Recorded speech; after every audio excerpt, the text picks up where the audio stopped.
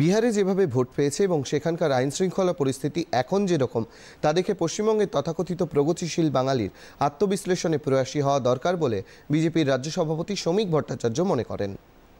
বিহারের মানুষের কে অভিনন্দন জানাচ্ছে এই জয়, বিহারের মানুষের জয়। আর সবচেয়ে বড় বিষয় যেটা বাংলার শিক্ষা নেওয়া উচিত, প্রগতিশীল বাঙালির শিক্ষা নেওয়া উচিত।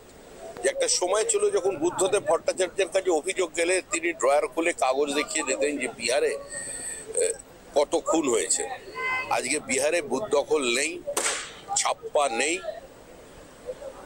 গণধর্ষণ নেই, জীবনহানি নেই, ভাতৃহত্যার রক্তে স্নান নেই, থান কাপড় বিতরণ নেই, বাইক বাহিনী নেই।